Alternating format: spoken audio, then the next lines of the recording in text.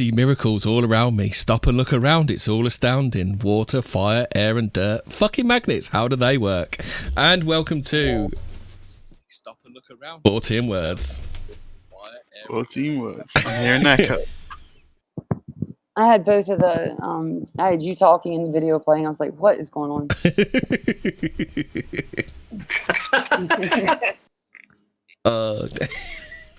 Right, so we are doing this. This week we are talking about the Weather Underground organisation, commonly known as the Weather Underground. We're underground. So where do you want to start then, Saz? Okay, so what we can do is we can start with the original group, which was most prominent in the universities. It's called the SDS, like the Social Democratic Society, which they predict that they had over 100,000 students in 400 campuses across the United States that were communist, anarchists, extremely like liberal. You have to understand something, like these people weren't influenced by their teachers, because the age of the era of McCarthyism had ended in the 50s, and so it was extremely, like, the Red Scare was extremely anti-communist. So like it wasn't in our schools yet or anything like that.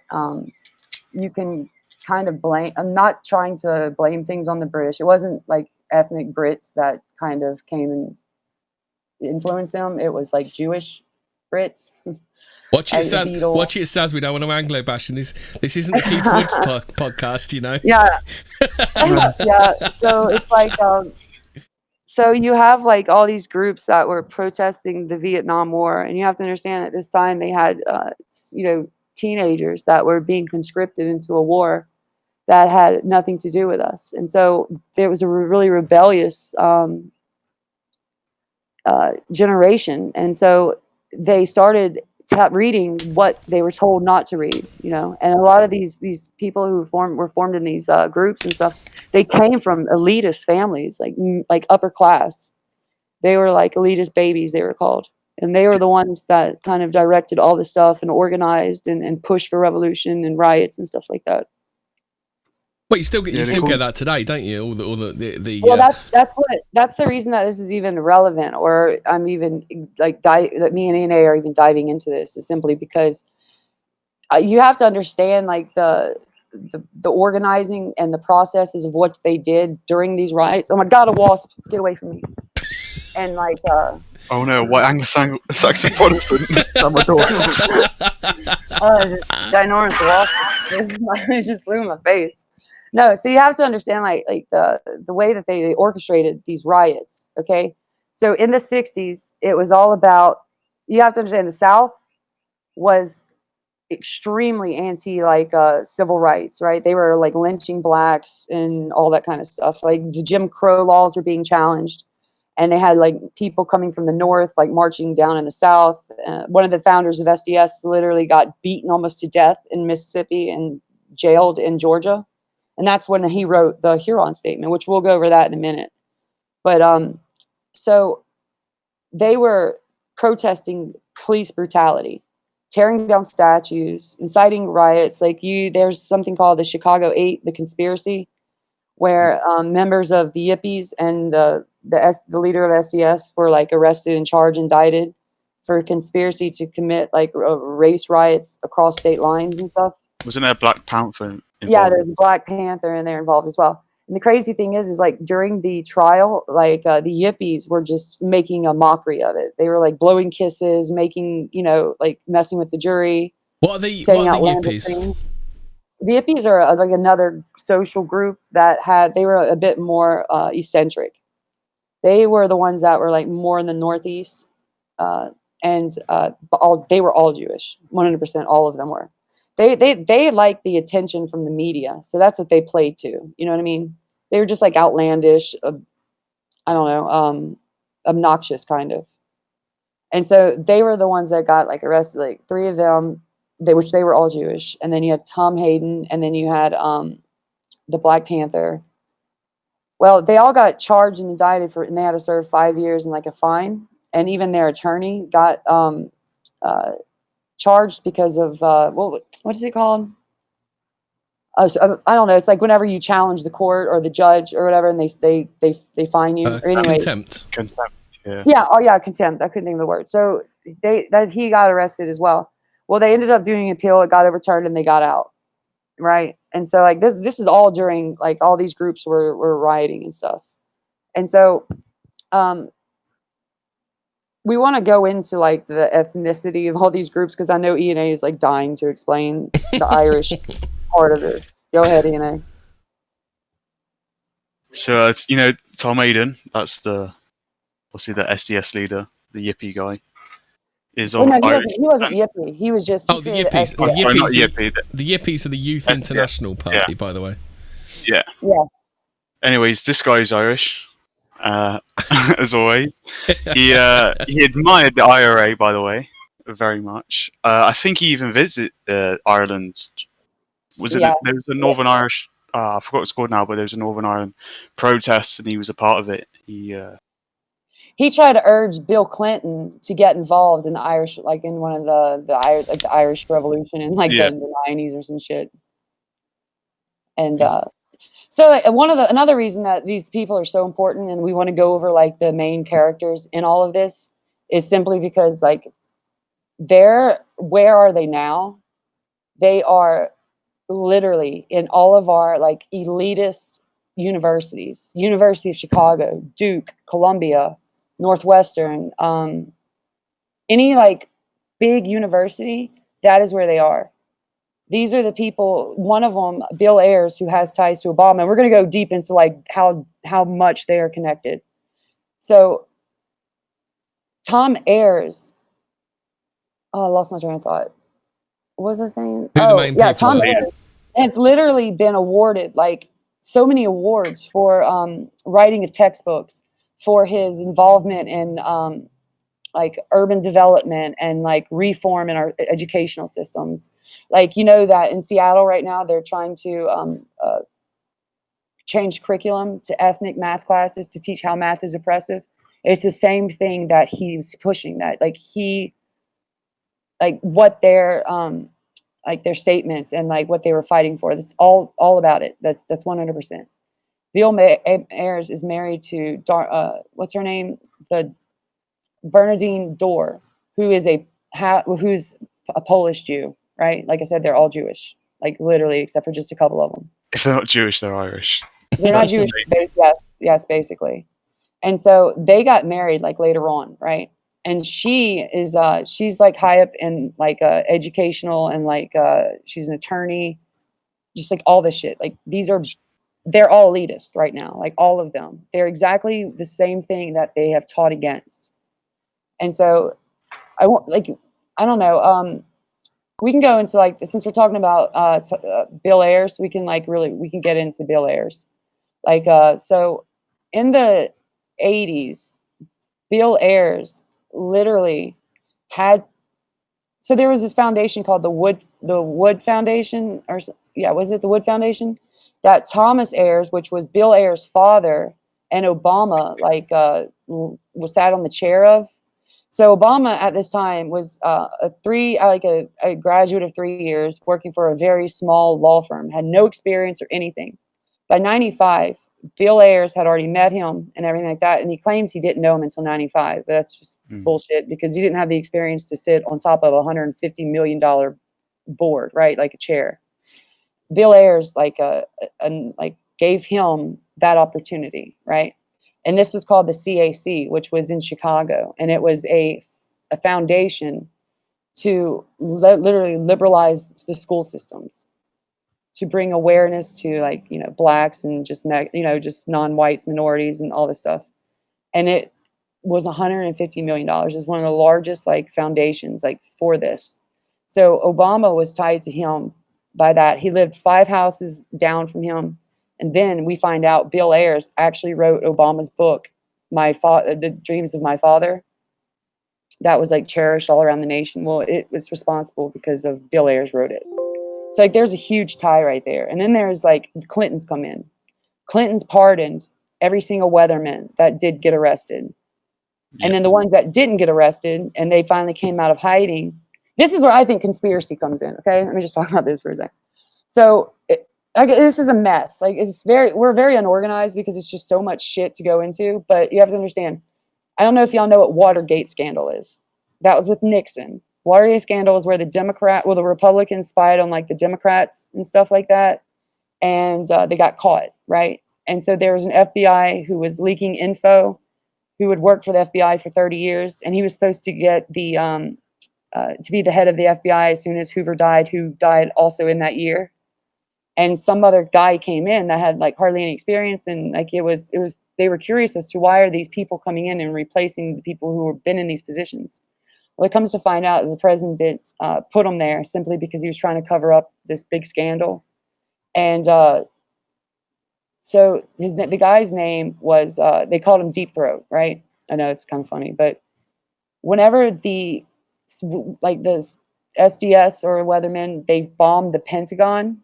Because you have to remember, these people bombed the state buildings, they bombed police stations, they bombed the Capitol.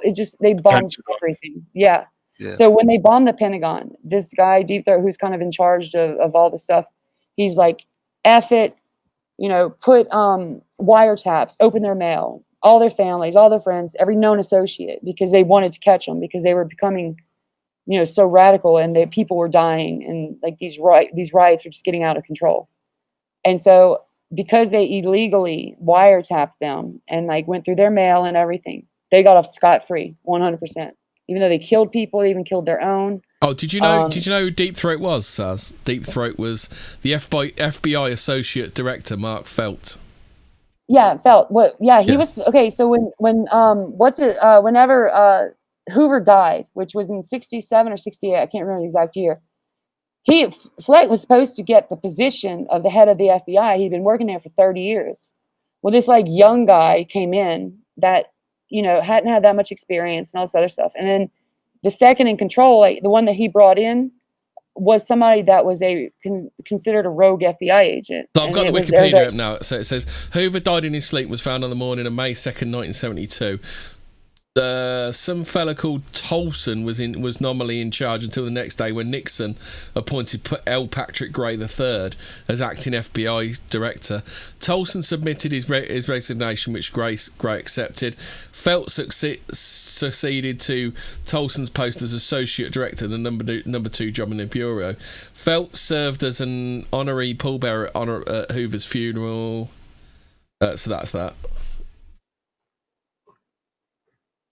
It doesn't say. So it doesn't say why. It was really like so at this time, like, you have to understand, like, the FBI is not the FBI you see today. The FBI actually meant something back then, right? Like, even though Hoover like kept files on everybody and he was able to end the mobs and all this other stuff, like, he had dirt on everybody.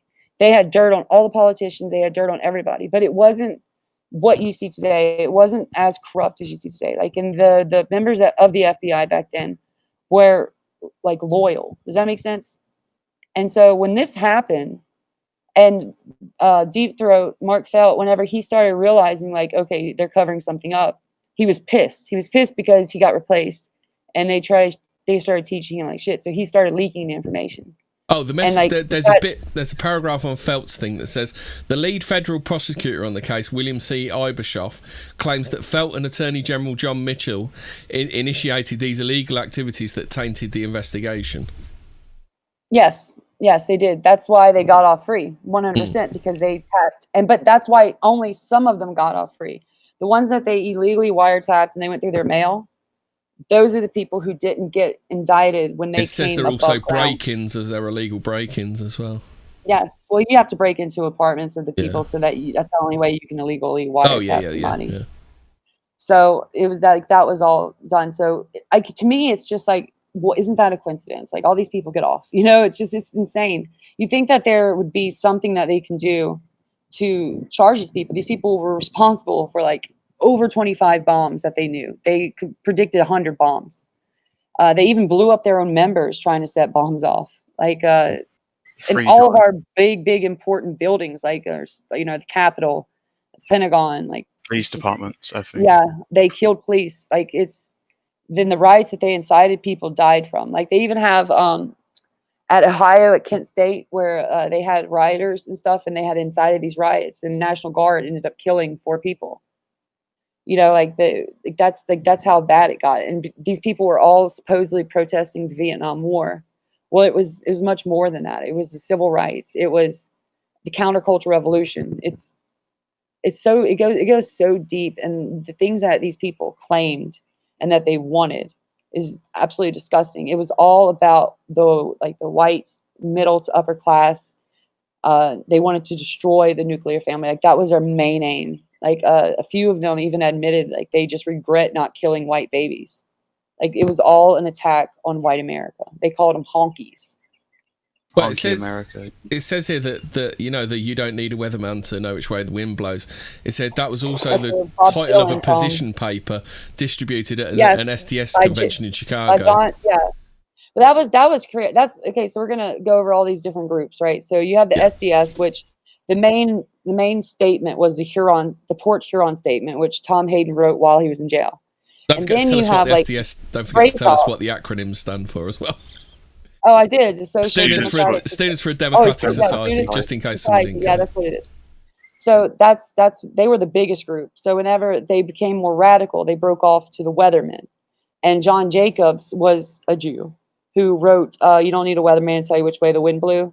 And then you have, after that, you have the Weather Underground, because they had to go underground, because after they blew themselves up in a townhouse, the FBI was coming after them. So they went underground. Then it says that document called for a white fighting force to be allied with Black Liberation Movement and other radical movements to achieve the destruction of US imperialism and form a classless communist world. Yeah.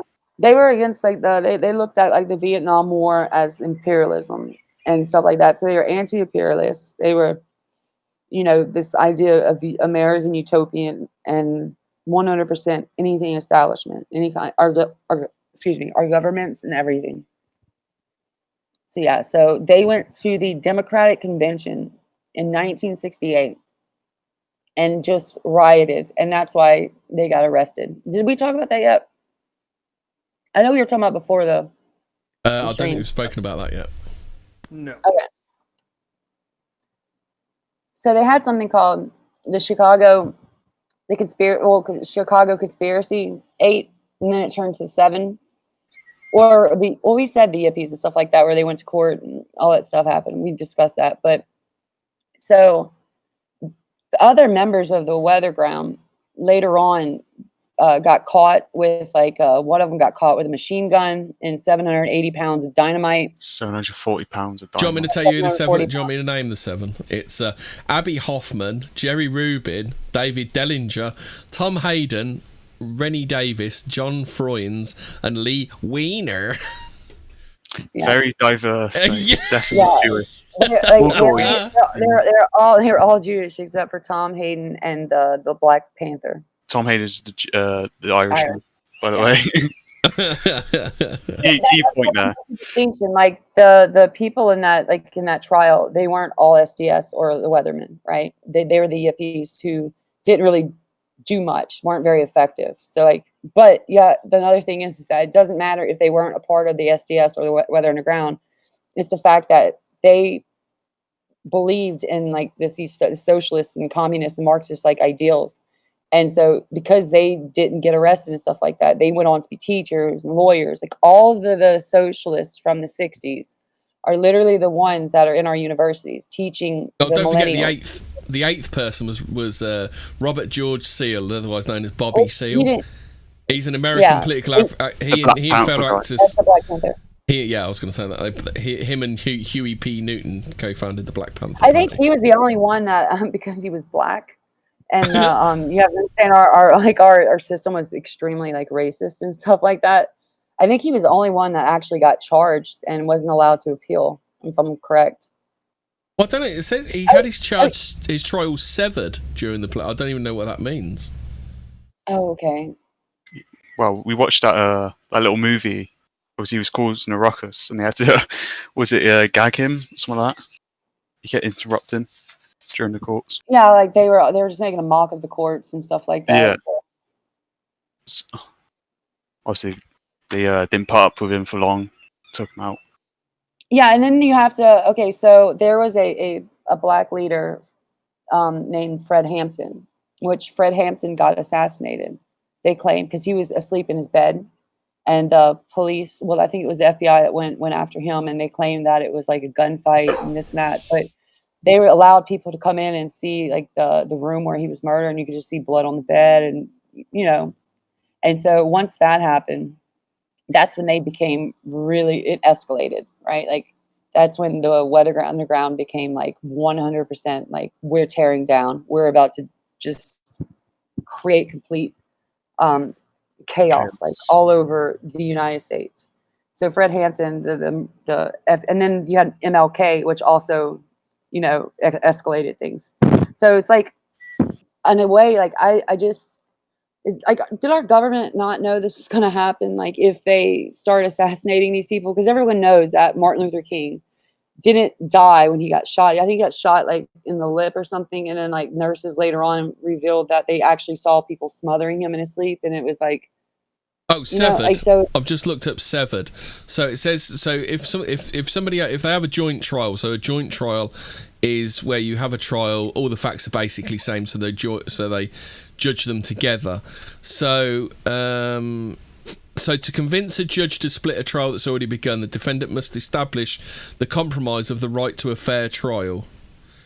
But he could have been. But did you say he was like causing all kinds of hell there? Which mean he could have been severed, just so he's severed. Just means that he's tried separately rather than together with the rest of them. Well, so like the whole thing is that I told you the yippies were just like very eccentric, like just rambunctious and stuff like that. So they were just constantly blowing kisses at the jury.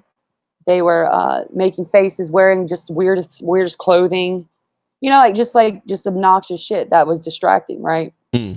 And so the Black Panther leader, he just kept calling the judge a fascist pig, racist, and just giving speeches. Like, did he represent himself? Yeah, because I think he represented himself. Yeah, he represented himself, and like the judge was like, "Nope, you're not doing that," and he's like, "Yes, I am. You can't stop me. My constitutional right." It's my constitutional right." Yeah. So, well, that also seems like a very Jewish tactic, doesn't it? Because you've seen like when a cop tries to arrest a single Jew, and then they all just like swarm him, don't they? Yeah. Well, back then, like these Jews they were trying to escape like their American Jewishness. They were trying to escape that, right? They like Mark Rudd, who's the main one who hates white people, like freaking despises white people. Like his whole thing, him and John Jacobs, like they want to destroy all white people. They wanted to kill 25 million Americans. Like that's what they wanted. Yeah. White Americans. Like they that's what they wanted to do. If they ever took power or anything like that, that's what their goal was, to kill 25 million white Americans. And it's not just random, it's like political, obviously kill the conservatives, basically. Yeah. Anyone who didn't have like our ideology or couldn't be re-educated. And so you have, where are we going? See how I got the trial. Are you done with the trial? Yeah, I was going into Mark Rudd. I don't remember what I was going to say about him. Oh well, I don't know. Sorry about that. No, Mark Rudd was he was influenced by, like, he was brought up in like a Jewish household, right? And like he even claimed that, even though his parents were like they lived in suburbs and stuff, they still brought the ghetto Jew, like the ghettos, like with their family, and that they 100 really was racing. So like he was brought up in a Jewish school and everything like that, and that's where he realized that God didn't exist. And he started to like rebel against like the teachings and stuff, and he claimed that like no matter how long Jews are like in the United States, they can never assimilate because they are the most racist people, against whites, against blacks, against all minorities and everything. And so that was like really what he started to think, like whenever it was like later in his teens. And then he went to Columbia. And that's where SDS was like really started, was in Columbia. Everything focuses Strong. around Chicago. Everything is literally around Chicago. Even Obama is around Chicago. So he went there, and that's when he met like Tom Hayden, and Tom Hayden kind of like taught him about like uh, these intellectual kind of ideas and stuff. Like they were all intellectuals. Like they thought like white Southerners and just like white people in general were too like ignorant or too stupid, and that they could never like lead any organization because they weren't intellectual enough. And so like that's why it was all Jews that like ran this Yeah, stuff. It was he that's was he was also put in a cell that I think was for the strategic, operations, whatever, for violence. Mark Rudd got right. put in there. Yeah, Mark Rudd right now, like he is a teacher, and I think is it New Mexico or New Arizona or Mexico. something? Yeah, New Mexico. And what he does is he organizes these meets and stuff. So students, like every year, it's almost like a tour, right? Students every year, come to his like where he is, and he gives lectures on how to organize, how to riot, how to get away with it and stuff like that. And he's like huge on like revolution still to this day. And he's a professor, a math teacher actually. And so that's what he focuses on.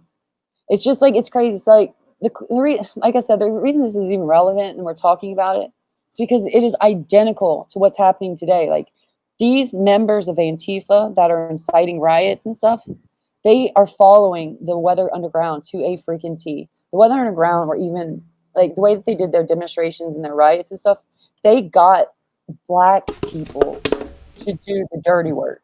You know what I mean? And Yeah, so the black people were the ones that were charged like heavy and never able to appeal. It's Mark the Rudd. same, yeah, it's the same thing that happens today. These Antifa members, they go and incite the riots, and they get the blacks to start, doing all the work, right? Like we've seen videos of them like laying bricks before the K&M. riots Yeah. even happen. You got And you got them paying them as well. Money. yeah, but they're funded by so the one of the people that Bill Clinton pardoned was a woman named, her last name was Rosenberg. Now it wasn't, now Nadler, one like our uh, Congressman Nadler, he's like heavily Jewish. Like that is, he's the one that looks like the Penguin from Batman. He pushed President Clinton to pardon her, and then when she got out, she became like she became a board member of the American Jewish World Service, right?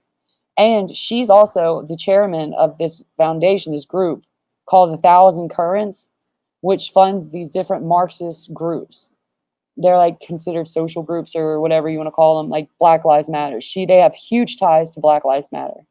So they're getting funded by all these celebrities, by all these politicians, all these elitists that were at one time like involved in these groups, and they're pushing to fund these groups, and that's why these groups exist. Well, Why they that's can do what they do now. Instead of handing out money, they hand out those prepaid cards, don't they, with credit on? Well, okay, so I know a guy in from Alabama, and so you have to understand, like Bible Belt South is a bit different from like other areas of the South. Like you have like in Atlanta, Georgia, like where the riots happen and stuff, and Wendy's caught on fire and all that stuff. Like that's that part of the South. But like in our area, they have peaceful protests. Okay, like it's very peaceful. Like New Orleans, like you think that they would be going aping out, chimping out, right? They're not at all. Like they have this like fondness or this tie to the cities because whites don't go in these areas like at all. And so when the blacks are dominant in these cities down here, they look at it like it's their own. You know what I mean? And so they're peacefully rioting. And so the same thing happened in Alabama. Whenever these blacks came out to peacefully protest, is Antifa came in, and they were, I know for a fact that this guy's sister-in-law was peacefully protesting, and Antifa literally all this person made off of inside, like being violent. She got arrested twice, they bailed her out, and then she got a free dinner. So but the riots like that aren't happening in the South. Like the police are like, F you, like we're gonna lock all of you up, It's like a parallel universe. Yeah. Up north, the police are soft and the rioters are mental. Well, Down yeah. So like, in police are the 2016 ones doing. here, like this guy Sterling got shot. He got popped like 14 times in the chest. He had a gun on him and everything like that. Well, Black Panthers, Black Lives Matter came down here and they tried rioting. They shot one of our police. Our police shut the entire city down, arrested every single person on the street. Like they went into people's homes, pulling them out, like beating them with batons, like rubber bulleting them, gassing them, just like dragging them out by the hair of their head. Like I'm not even joking. So this shit didn't go on for long. Like that's kind of the difference. Blacks only patrol black areas, right? Whites only patrol white areas. So it's not like a mix or anything like that. And the crazy thing is black police hate blacks more than white police hate blacks in the South. It's really weird. And so they don't you don't see the Black Lives Matter coming down here. Same thing happened in the 60s. You had people, from the freedom fighters marching in the streets for the Jim Crow laws and stuff like that. And because of that, they were getting beaten by the whites, all like the protesters and stuff. And then the courts where the police were freaking putting them in jail, right? The beaten in jail simply because they believed, they didn't believe in civil rights. And so it was like a huge thing. So there wasn't that much attention, especially, there was a lot of tension, but it wasn't like they didn't come down here and riot like they did up north. Because like they started hanging blacks like during civil rights. I don't know if y'all know that or not, but it got really messy in the South. And so this is mainly focused in like California and in North and like in Chicago, Illinois, New York, and those kind of areas. Just heavy Jewish areas kind of. So yeah, they basically wrote a how-to or like writing for dummies for these people, and they're the ones that educated the millennials, and they're the ones who have educated the Zoomers and stuff. Evening. Hobbit's finally joined his own show. Hey, Yeah, hello. Yes. I would be late to my own funeral. So 20 grand a year to be a fucking knobhead. I wish I got that much. Do continue, Saz. Now Hobbit's made his presence known. So like, if you want to look like into like their pardons and stuff like that, y'all know who Governor Cuomo is? Yeah. Everyone know. So Governor Cuomo. What is he? Is he Republican or Democrat? I know the name and it's usually negative. But is he a Republican or Democrat? He's New York. He's a New York governor. Yeah, he's the one that pushed for Clark's pardon.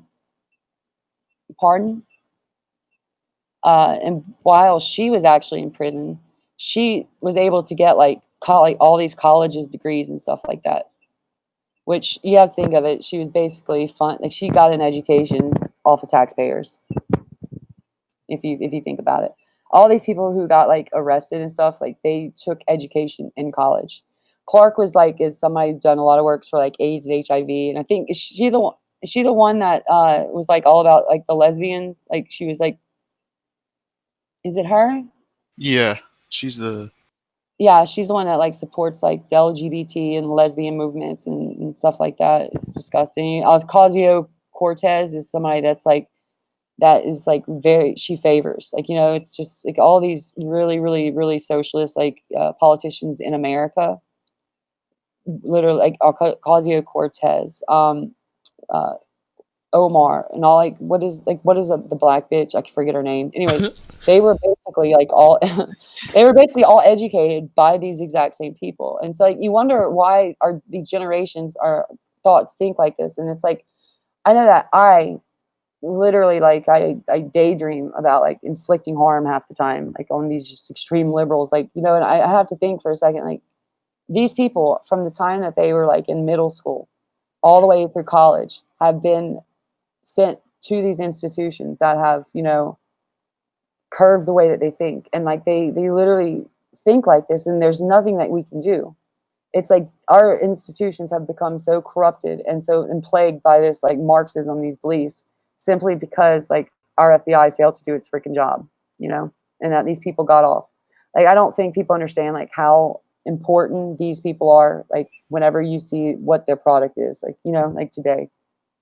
I seem to remember Alex Jones talking about them when Obama got elected, because there's a connection between the two. And did the Weather Underground do a bunch of bombings in the 60s and 70s? Yeah.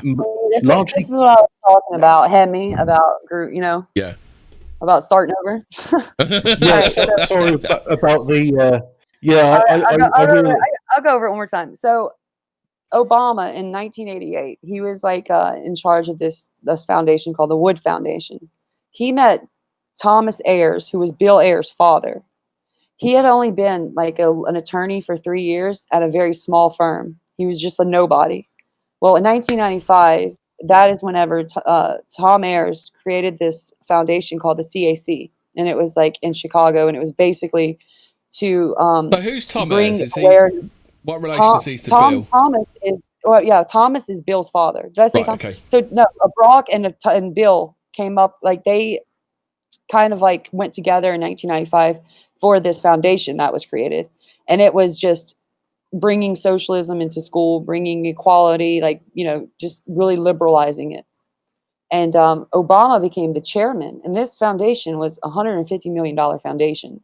And so this is a guy that has no experience with anything like this. Like, all of a sudden he gets onto this board, and that's whenever he kind of becomes known. And then they find out that the memories of, or the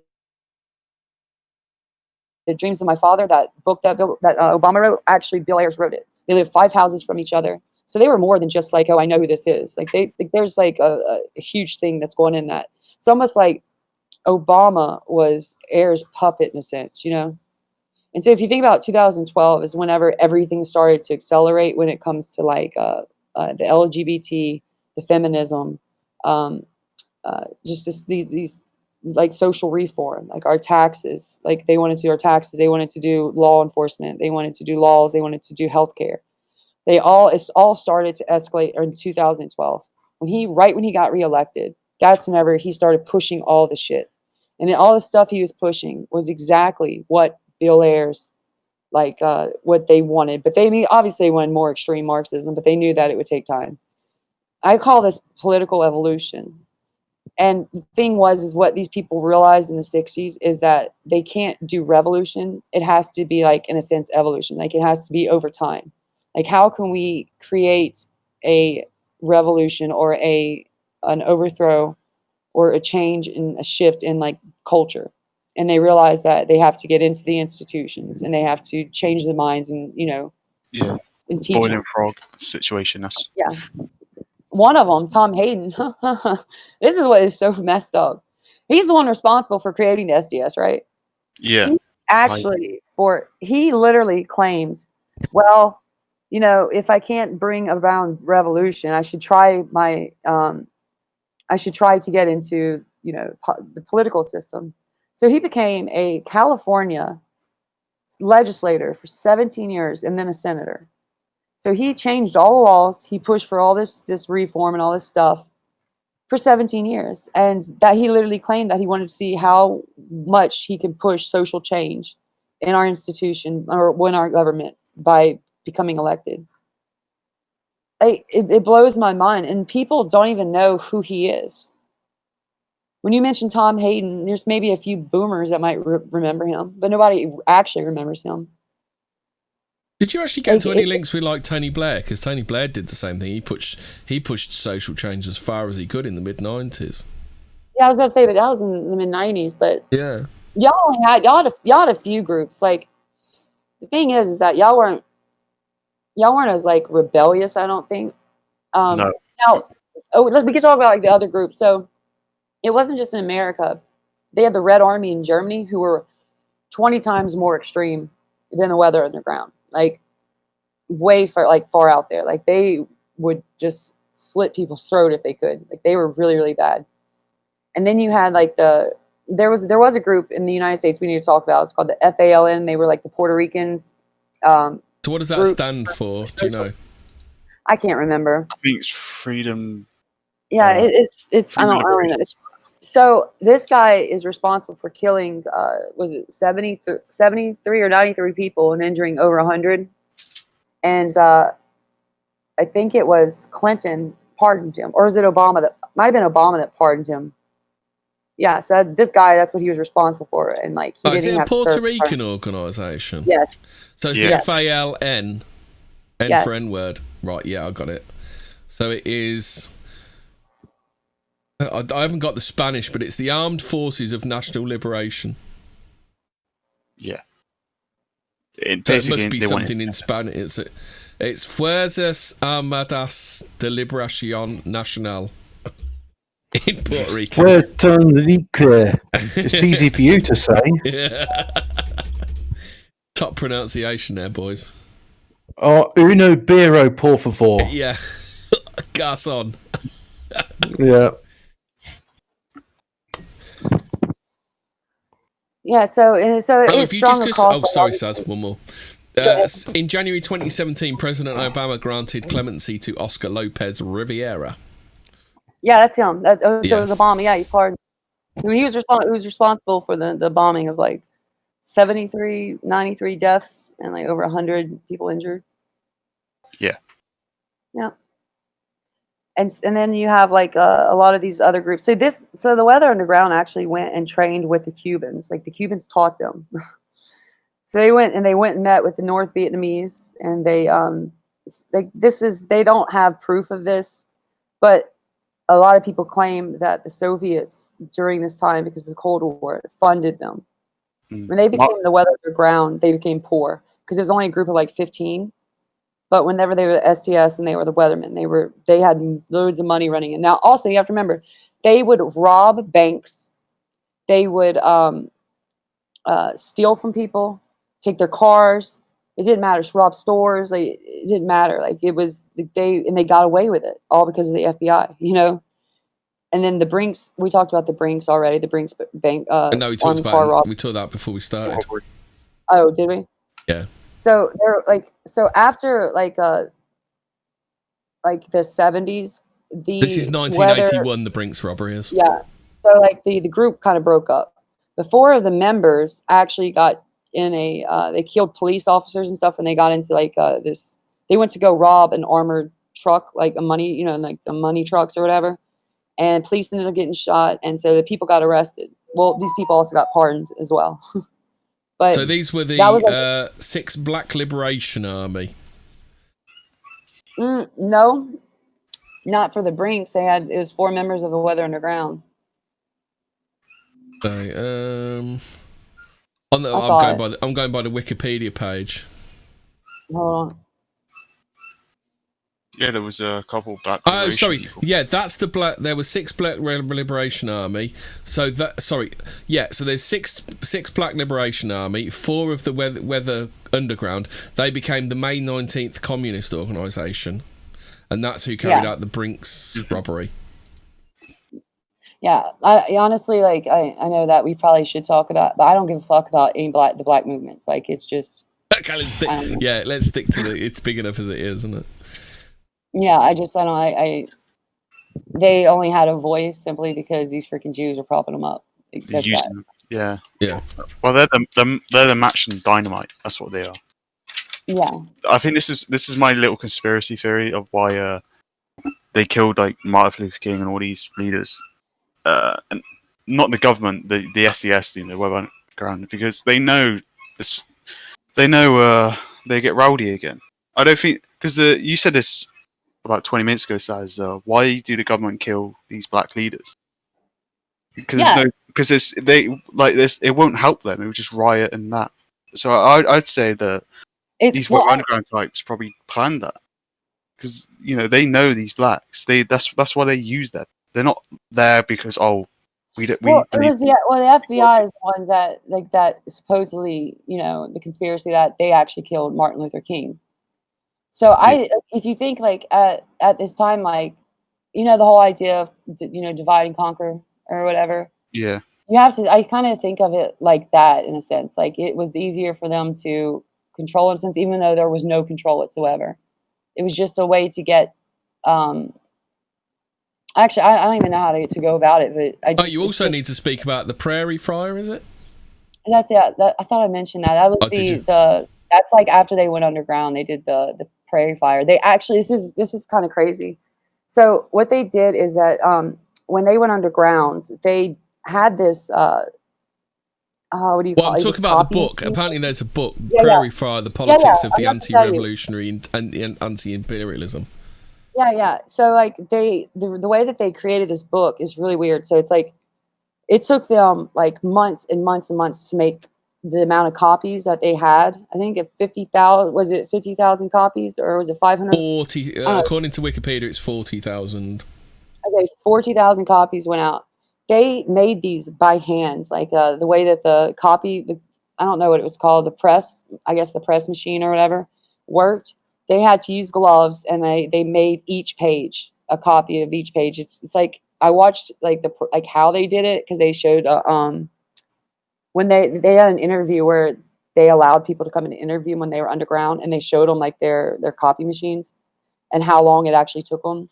And so there's also another it's like a newspaper that they had. It's like the Osawaka or something, some crazy shit. And they used to put out as well. The Prairie Fire was probably one of the most radical manifestos that they had.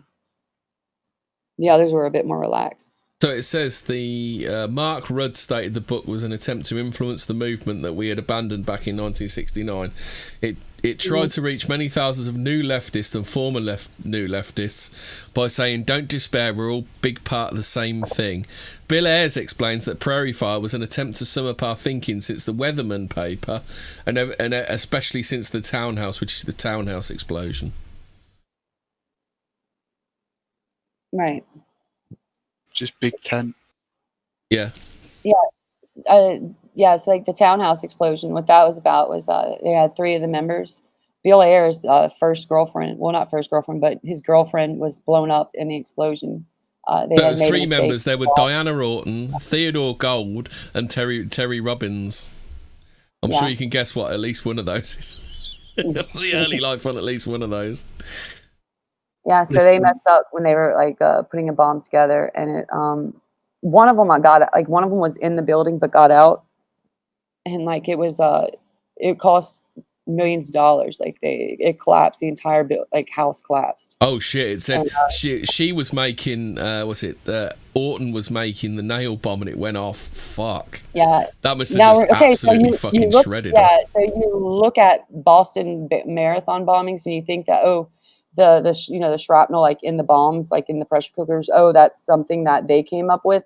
These weathermen were taught by the Cubans on like how to enact the most damage, right? Like on like buildings and perhaps people, because they really didn't try to kill masses or anything like that. They always bombed the areas and they would call in ahead, and they'd be like, in this amount of time, this bomb's going to go off. So do you think there's a possibility that they may have had some links with the IRA, because that's what the IRA do. The IRA used to do that as well, ringing in things, didn't they? Yeah. Well, this is an international struggle for that. The whole Weather Underground. They did it with the IRA and the PIRA, Provisional IRA government. Yeah. Obviously, after that. But yeah, they I think they found like Soviet handbooks. We were talking about the black guy died in the bed. They raided the house. They found like shotguns everywhere. The manuals how to do this and that. So yeah, it's more of like an international struggle state thing. They visit North Vietnamese, the North Koreans obviously during that time. It's united struggle, as they say, all that bullshit. So yeah, they're definitely, it's all connected to these groups. These terrorist groups are not like lone wolves. No, I mean, Prairie Fire is still going on today. I don't know if they're going on today, but they went on for ages. Because since 1984, Prairie Fire has been active in the annual International Women's Day celebration that's held on March the 8th in Chicago. And it says in the 90s, Prairie Fire joined WAC, the Women's Action Coalition, to take direct action against sexism by fighting for women's rights to their bodies and access to women's clinics. Yep. And so also, there was one successful FBI agent that actually infiltrated this group. His name was like Larry Groffel. Grothwall. Gruffle. And like he grew his hair out. He looked extremely like hippie, right? And he actually was able to like get inside of this group. And one of the reasons that we know as much as what we do is simply because of like his statements and his reporting. Like the main reason we know that they wanted to kill whites and they were after, you know, traditional families and stuff like that. Like that came from him. Yeah. So he so like, and also there was a bomb planned to go off and stuff. And because I think there were people involved or something like that, like Larry kind of, I think Larry was like involved in kind of disrupting it from happening because he saw like the damage that was going to happen to other people. And so because they said that it was just on his account and he, as him being a witness, like a lot of his testimony and stuff like that, his reporting, it wasn't relevant basically. He also didn't he claim that Bill Ayres lied about the bomb involvement as well? He was involved. Oh yeah, he did. Yeah, 100%. He said that because Bill Ayres said that he wasn't responsible for the bombing. He didn't have anything to do with it. Yada yada yada. And Larry was like, "You lying asshole," and he started like going into like exactly what he was responsible for. You have to remember, there's actually a whole Wikipedia page which is Weather Underground actions, all stuff that they've done. Yeah, like I said, remember I told you, I was like, dude, this is just like, it's so much. There's no way that we can like organize it into like, you know, the years of what happened. Yeah, it's just like a big spider, so isn't it? Much. Yeah. It's just so much. Oh yeah, and also there was this LSD guy that was like, he was involved in like different countries. Like he was like what you would think of when you see the cartel. He was like LSD cartel seller, okay? And the Weather Underground for $20,000 broke him out of prison and like sent him to, I think, Algeria, where he started marching with like the blacks in Algeria. So yeah. do you want me to give you some of the highlights of what they've been up to, and then you can jump in if you want. September the 23rd, Catherine Amparo and Judith Edith Sachs become involved in a plot to arm the Black Panthers as a response to the United States involvement in the Vietnam War. What else? The group robbed a National Guard armory in Newburyport, Massachusetts, and took 400 rounds of ammunition. They also stole weapons and set fire to the facility, causing about 125 grand injury. I mean, who actually like gets away with fucking robbing the army?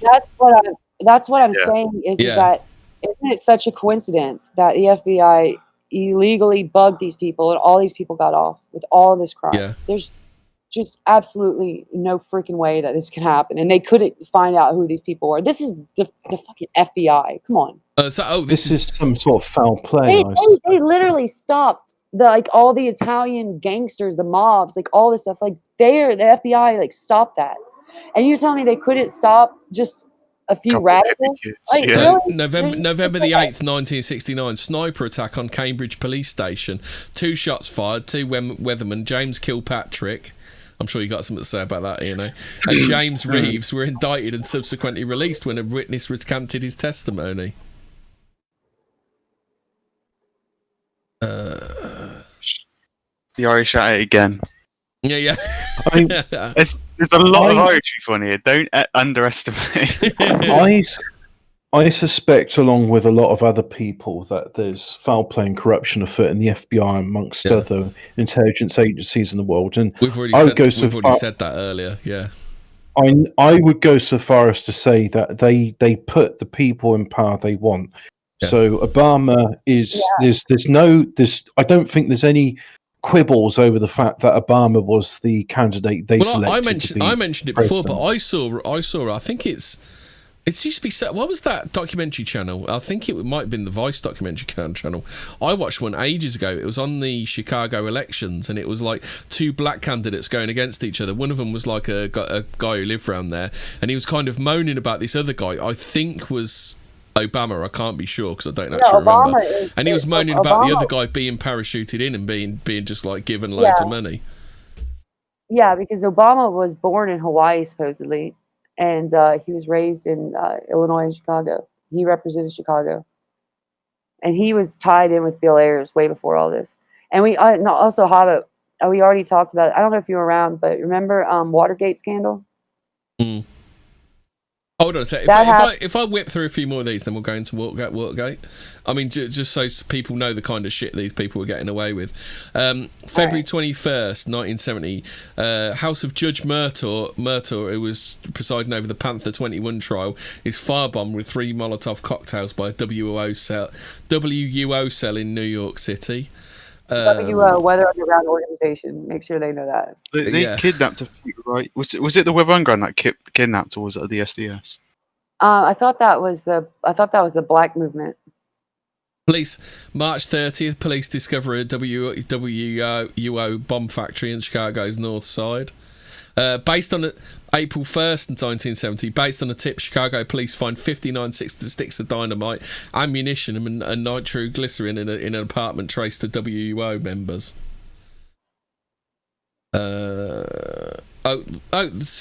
Two actually got arrested. I was supposed to arrest. National Guard, May 10th, 1917. National Guard is bombed in Washington D.C. Nice guys, then. So June 6th, 1970, they claim credit for a bombing of San Francisco Hall of Justice. June 9th, New York City Police Headquarters is bombed by Jane Alpert and accomplices. Just the shit like they're doing. Bombing of a Marion County courthouse. Second bombing of Chicago's Haymarket Police Station. Also they bombed a huge bank. The Bank of America, July 28th, 70. Bank of America HQ in NYC is bombed around 3:50 a.m. September 15th, the WUO helps Timothy Leary escape from California Men's Colony Prison. Prison break, yeah. Queen's $20,000. Queen's Traffic Court building, courthouse bombed. 12. Around October 12th, 8 bomb explosions occur, 5 in Rochester, New York, 2 in NYC, and 1 in Orlando. Harvard Center for International Affairs is bombed. December the 5th, 5 weathermen are captured for trying to bomb the First National City Bank of New York. I mean, from when I started from 1970, this is all in 1 year. Yeah. This is all in the same year. It's just crazy. 72, they bombed the Pentagon. Bomb the office of California prisons. This organisation with the sort of protection they've got sounds a lot like Antifa. That's the whole reason that I wanted to do this and show the relevance. Well, when you get to the bottom, the further sources on Wikipedia says Antifa. You know, was it similar subjects and things like that? They've Mark Rudd has actually admitted to being a leader and an organizer and a teacher to Antifa. I mean, look at this. May 31st, 1974, the office of the California Attorney General is bombed. And they all say this was an anti-war movement. This has nothing to do with anti-war. This was literally trying to overthrow our government, to create as much chaos and everything that they could. January 29th, bombing of the State Department. WUO states this is in response to escalation in Vietnam.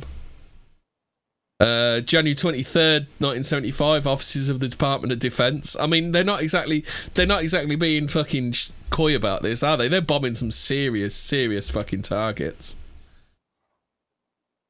You'd think the Pentagon would be heavily, secured, all that.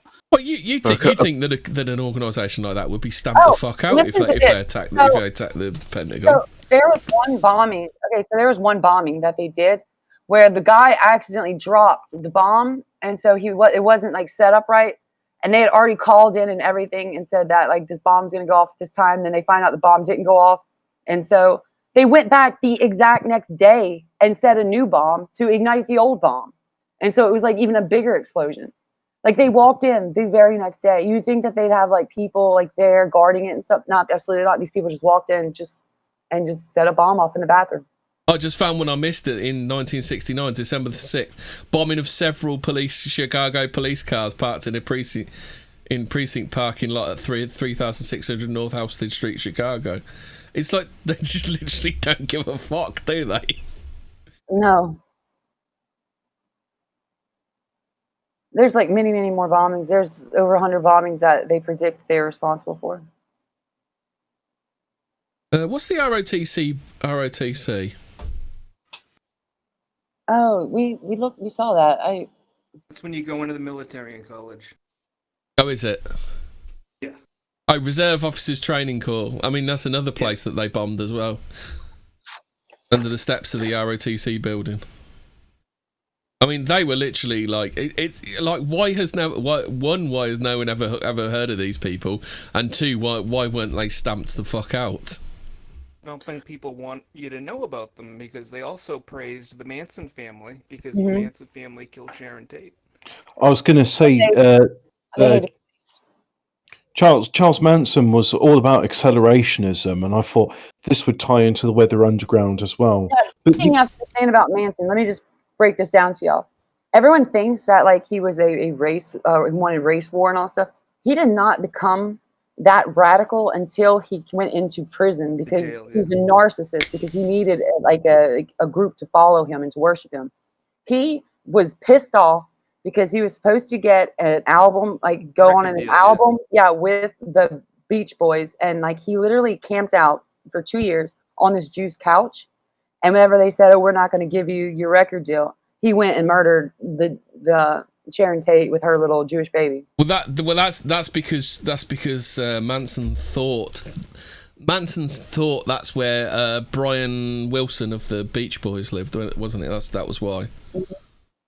But that's what I'm saying is because like he wasn't racist or racially aware, anything like that.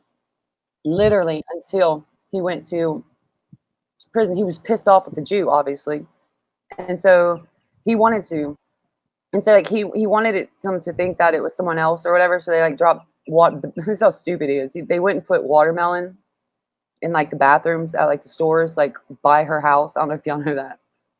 And they, and they wanted people to think it was black people instead of them. And it was just really stupid. But yeah, they praised Manson. So like that, you kind of know right there. With them praising Manson, literally means that Manson wasn't, a racist or anything at that time. Because if he was, this group wouldn't have praised him like they did.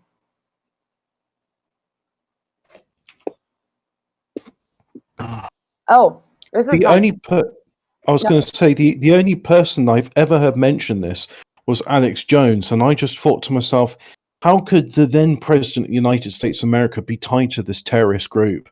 Oh, they all were. They all were.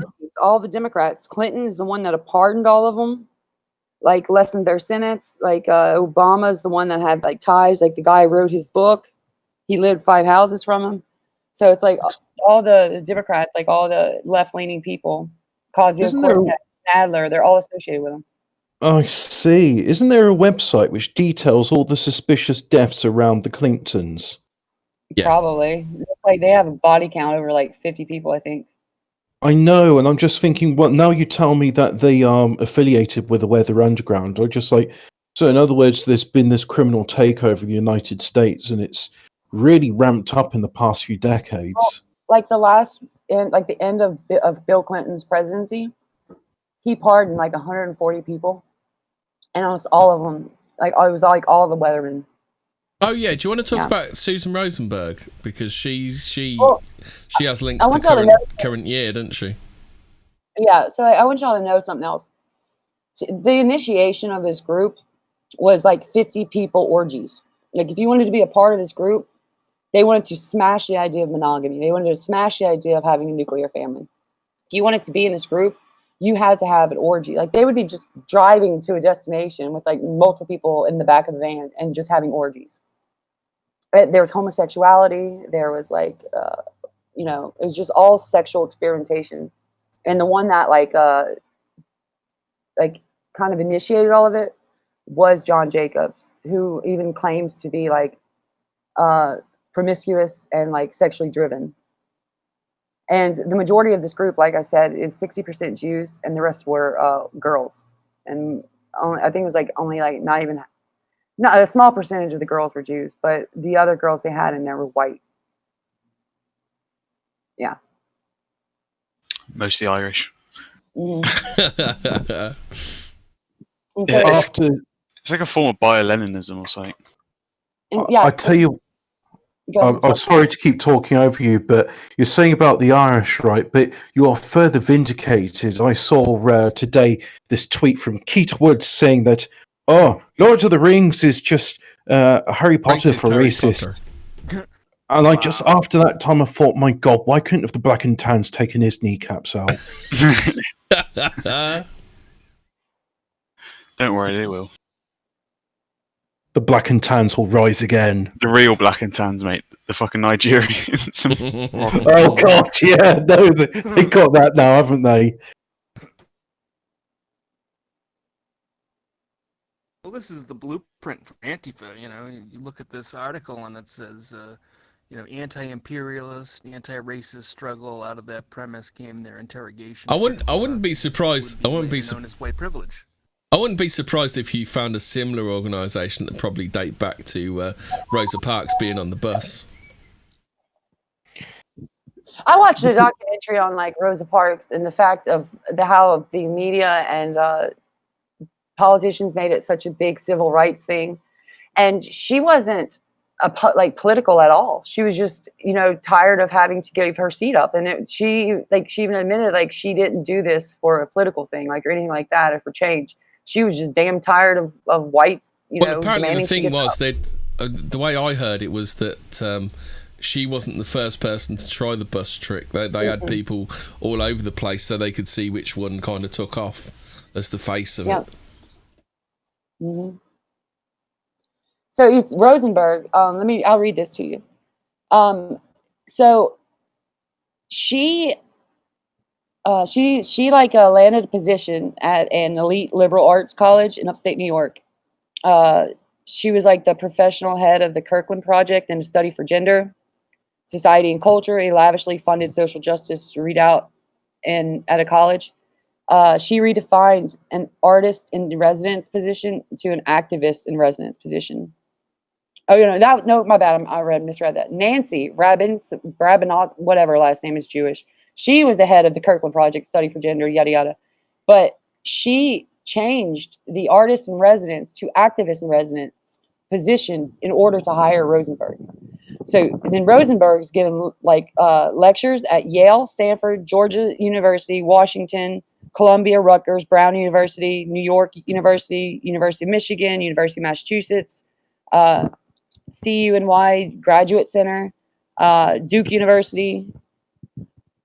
And she's, like I said, she's also, she sits on the Thousand Currents Fund, which is a Marxist socialist justice foundation that funds all these socialist organizations. 100% there's ties to Black Lives Matter. And she sits on top of it. And when she was released and she became the communications director of American Jewish World Service. And so the reason that she was released anyways is because Nadler, our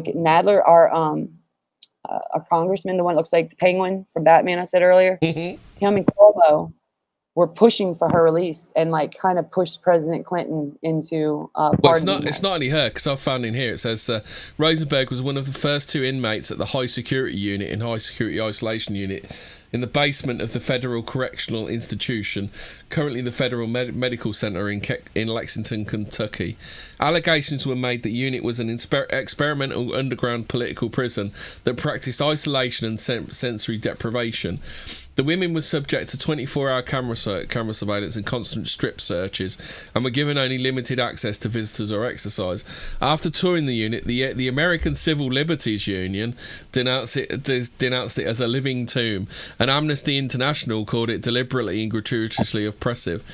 After a lawsuit was brought by the ACLU and other organisations, the unit was closed by a federal judge in 1988, and the prisoners transferred to regular cells.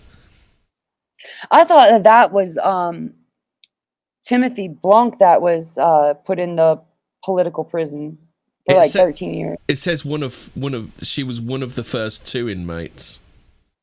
Okay, so it must have been her and Timothy Blanc then. Yeah. But it's funny how the ACLU and the Amnesty International can come together for something like this. Yet James Fields, which is an obvious like political prisoner, no, it's crickets, isn't it? Oh, Dylan Roof too. Let's just say that. I'm just joking. I'm kidding. She got educated. Like she left prison with a master's degree. Like that's where she got her education, and that's how she think of this. Okay, what in the hell? Like a master's degree in prison. Where do you think that kind of job, that kind of education is going to land you? Like where would you think?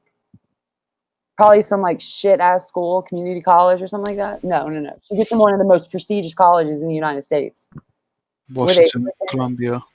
Yeah, no, I think it was Hamilton. Oh, she got a good job. She got a good job after release. She became the communications director for the American Jewish World Service. I said that. That's a coincidence, isn't it? Yeah. She like yeah. So if you only knew what her stance was, it's so like leftist, like Marxist. She was one of the main ones who like dreamed of this Marxist revolution, and one of the ones heavily involved in all the bombings and stuff like that. She was the one that was caught with dynamite and small arms. I think she was like sentenced for like 59 months in jail.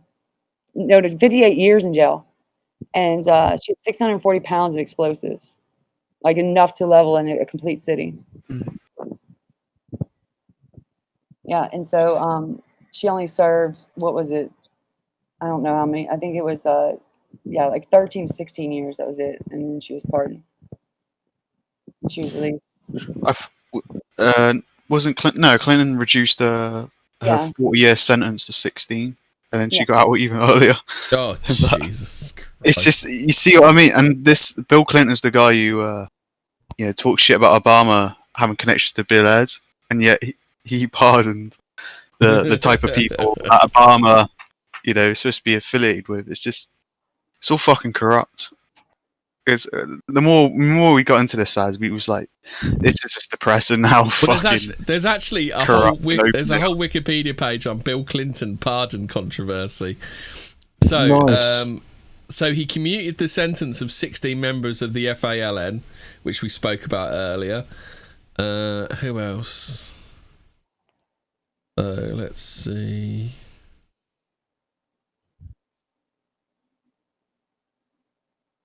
So whilst you're doing that, is there any link? Yeah, Linda Evans and Susan Rosenberg. Evans served 16 years of her 40 years sentence, and Rosenberg served 16 of her 58 years. Yeah. This asshole is just like circling. Anyways, so Linda Evans was actually the person that was advocated for inmate rights, and she serves like as a peer in the AIDS counselor in education, and she helped raise funds for programs for like lesbian and women shit.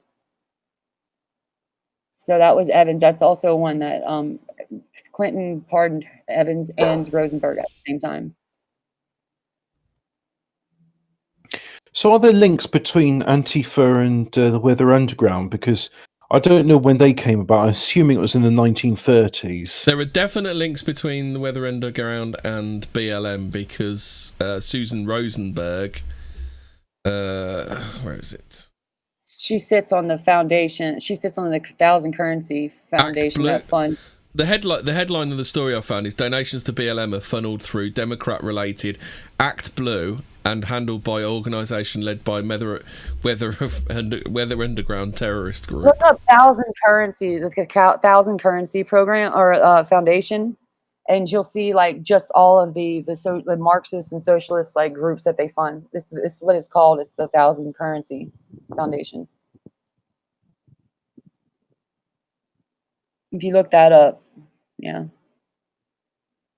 She was also found. She was the one that was found in her apartment with all the evidence to target the U.S. Capitol building, the National War College, the Navy Yard Computer Center, the Navy Yard Officers Club, Israeli Aircraft Industries, the FBI, and the New York Patrolmen's Association, and was found guilty of all those charges. So this isn't just like something like, oh, maybe she's guilty, maybe she's not. You know, it's just. And then I think she was the one that was involved in the murder in the Brinks armor that killed the 2 police officers. How about this line from her imprisonment? Convicted of explosives possession in 1984, she received a 58-year sentence, which was 6 times the national average for such offences. Her lawyers contend that, had the case not been politically charged, Rosenberg would have received a 5-year sentence.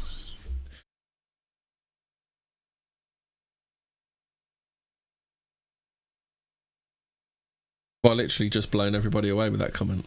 No, it's just it's a lot. Like, yeah, we haven't really talked about Bernadine Dorr. Like, that is Bill Ayers' wife. She was the main female in the SDS and the Weathermen and the Weather Underground. Yeah, because they adopted. They adopted the Boudin child. The Boudin child, child who was Jewish, Kathy Boudin, and her husband. She was the one that died in the fire. Anyways, Gilbert. His name is Gilbert David. David Gilbert. He married Kathy Boudin. They had a son together, right?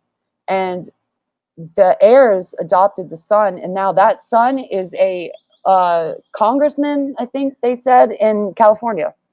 Or no, he's a district attorney in California now. District attorneys in America are the ones that look over the court system. And like, if you're like a major, if you've committed a major crime, murder, any of that stuff, they're the ones that like look into the case. Like Soros is the ones that like have bought our district attorneys, like in Philadelphia, New York, and San Francisco, and Minneapolis, all these like really liberal areas that let off anything that has to do with like black on white murder. Like there was a case in Philadelphia, a really good looking guy, like an accountant, a white guy, was just stabbed. And like the guy that did it went on Facebook bragging about it, laughing, making a rap about it. Well, he gets brought to the court, and the district attorney just let him off the hook because he said, oh, it must have been racism. That district attorney was bought by Soros. And I'm almost positive the Boudin child was also probably funded by Soros. But yeah, that was Bill and Ayers. They have 2 other kids who are heavily involved in activism as well. And they're extremely wealthy, like really, really, really, really, really wealthy. So I suppose the question which you asked yourself as well is there anybody in the United States government now which is not part of this criminal organization? There don't seem to be many that haven't got the taint on them.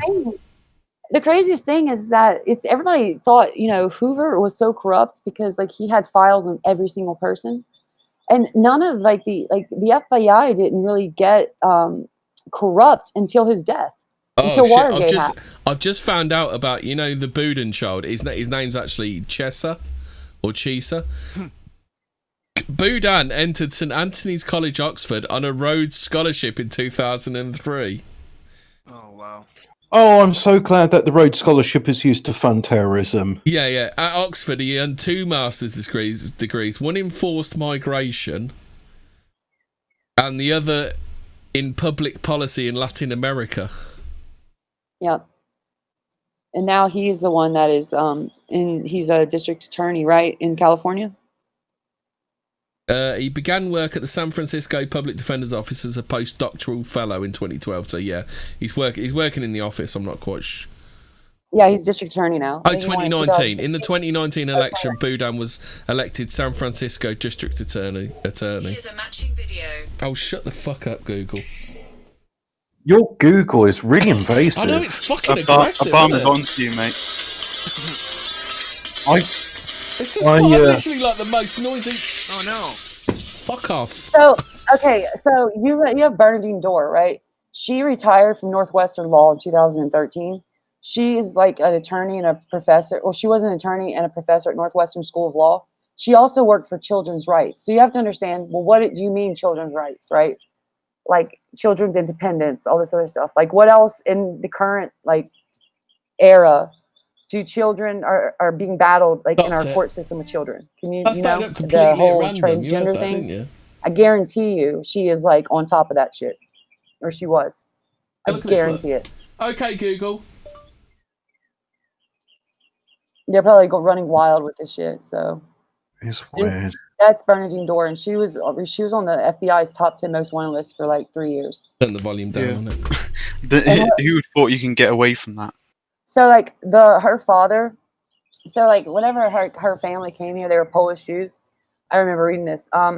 They were, and from like the late 1800s to like the early like 1920s, because like America put like an anti-immigration law, like especially on Jews from 1920 like and onward. It was like they were very like particular about who was able to come here. Well, her dad changed their last name to it was something Stein. I remember that, to Dorr, so they could appear less Jewish. Yeah, typical trick. That is. Oh, have you seen the stuff about Chesa Boudin's career as DA of San Francisco? So Boudin campaigned for DA on a decarceration platform, eliminating cash bail, establishing a unit to reevaluate wrongful convictions, and refusing to assist immigration customs enforcement with raids and arrests. What else he's done? So he was sworn in 2 days after being sworn in. He fired 6 prosecutors. He announced the first implementation of a primary caregiver diversion program authorised by SB 394. I don't know what that is. He fulfilled a key campaign promise by eliminating cash bail and replacing it with a risk-based system in which prosecutors evaluate whether or not a defendant poses a threat to the public's safety as condition for their pre-trial release. So basically you just got rid of bail, and then it's like, oh, does this bloke look like a good lad? Oh yeah, he looks all right, so let's let him go. Yep. He suspended the process of prosecuting Jamaica Hampton, a man who was shot and seriously injured in an altercation with police, during which he was captured in body camera footage striking an officer with a liquor bottle. This was characterised in some press reports as dropping charges. However, Alex Bastian, spokesman for the DA's charges, said DA's office said charges had not yet been filed, so they dropped charges. And then, so Boudin also announced his office would no longer seek charges for contraband found during pretextual traffic stops, and would not charge status enhancements that increase jail sentences, such as those imposed for gang membership or having 3 strikes. So there you go. So basically, he's just installed fucking anarchy, hasn't he? Well, he's everything that his adopted parents or his dad and his mother believed in. He's carried out. Yeah, it's like a thing like that. They've been trained. So they're in our institutions. They're in our politics now because of their education from these people. A lot of like the newer ones coming in. So I know that most people hate like conservative boomers, and I know I do, because they're like conservative boomers in my era are racist against everybody except for like the Jews. They just don't really care that much, but they're not going to say anything against them. And so when these people die, like it's going to go, every state's going to go so blue because of like the education and the demographics. It's not even the demographics. Like a lot of people think that like whites are like the whole 56 meme or whatever it is. Whites are still like 70-something% of the population. The only reason that it's gone down is because like, other groups have come in, right? And so not all these groups are able to even vote at the moment. They're going to be able to. I mean, if you want to be black pill, just take a look at your local elementary school and look at the mixture of brown to white. Yeah, see, that's why you have to, that man, I'm just going to say, I went to an all-white public school, not one black person in my entire town. It was like 96% in my parish, and I live in a 33% African-American state. So like a lot of states, especially in the South, like it's segregated, and then it's segregated in the Northwest mountain areas. I think you have the advantage that from experience, your peers have understood the necessity of segregation, whereas where it's being foisted in these areas where that didn't happen, people don't. That's because of liberal politics and stuff like that. So down in like where I'm from in like Northwest mountain area, it's so red. even though we have these large populations of blacks and stuff, it doesn't matter. Like, it stayed red, it's going to remain red for a while. And so, like, in our areas, like, because the federal government is not in charge of police, like, that's a local local legislation, like, it has to be passed by the states. It's never going to change. Like, and they can, like, defund the police all they want in these heavily democratic areas. That's fine. We'll still have stand your ground laws. We'll still have gun laws, because all that stuff is local. You know what I mean? Like, it's the federal government can't, like, change that unless they change the federal government's laws. And see, that's what I'm afraid of. I'm afraid that they're going to, like, you know, abolish like something like to do with our constitution or the amendments, and so it'll be on a federal level. But right now, that's about it. They've already found. Boomers die. It's done. It's done. They've already found a way around it, though, haven't they? Just find some way of farming it out to a private organisation. And all the conservative pundits all say okay, won't they? Yeah, but like that's that you're talking about what happened in California. Like, it's gotten so bad in San Francisco with, like, the homeless and stuff, and the police, because they've been mistreated so bad, they don't even really patrol the areas, and they're not allowed to touch the homeless or the Mexicans. Well, I was talking more about freedom of speech. All they've done is that all they've done with freedom of speech is they've farmed it out to Google and YouTube and said that they're yeah. Algorithms, Yeah, and well, there's actually been a bill put in place by some. I know Matt Gaetz has been working on it, and like I know he's one of my favorite politicians. I know I'm not supposed to like politicians, but like he's the one that actually invited a Holocaust denier to Trump's State of the Union address. He's the one that's like extremely anti-immigration. Like, I remember on his Twitter, he's like, "If immigrants and refugees are a gift, can we return to sender?" Like, like he's the one that like just like he's younger and stuff like that, and I think it was him that put a bill out for the because the Republicans are the ones that put like these like Google and all these like huge these corporations to be able to do whatever the fuck they want, you know. And so I think it's Matt Gaetz and a few other Republicans are like, what are y'all doing? Like, look at how we're going to lose the election simply because Google and YouTube and all these people are allowed to silence, you know, like our views. And so it's like it's starting to show, but I mean they're not going to have it because they don't have the pull in Congress. They can present as many bills as they want. Nothing's going to change because there's the majority Democrat. You know. Yes. I mean, whilst that's true of your state, I keep thinking to myself in other sort of countries, like I'm sure we all seen the photograph of that primary school in Ireland, and they're all blacks, and there's just like one or two white faces in Ireland. You know, the land of potato. Mm-hmm. Really? I wonder what like a black with an Irish accent even sounds like. It's not nice. You can always tell. You can always tell when it's like a black or like a Muslim, like a Muslim Englishman. You can always tell. They always have that like London ghetto accent. I think with the unless they're from Birmingham, but to be honest, all the urbanites sound similar to me. The ones in Irish, they're still fresh off the boat, so they don't really have any Irish lilt to their voice, even if they do speak English. Yeah, they're like so in North Dakota. I went into this like bit of an autistic rabbit hole kind of on like what state is the best state at the moment. And so I looked at like crime, I looked at unemployment, I looked at majority of being white, you know, red, just like on and on and on, like so much shit. And when it comes to like the states that are like have the most of those things, it was like North Dakota and Iowa. And then like a year later, North Dakota starts importing Somalians into North Dakota, and so now it's like it's gone down from having like a lot of these like the better things, you know, about it. And then they started importing Somalians and all these other kind of people into Maine. Yep, Lewiston. Yeah, and I am happy. It's just really like I shouldn't say this because like, you know, I'm part of the United States and I shouldn't wish like this bad shit. I cannot fucking wait until like Vermont, you know, where Bernie Sanders is from, and like where Elizabeth Warden's from, and like all these really, really liberal, just elite, like Yankee states, like they just start getting a dose of their own medicine, because we've had to live around Nogs for how long?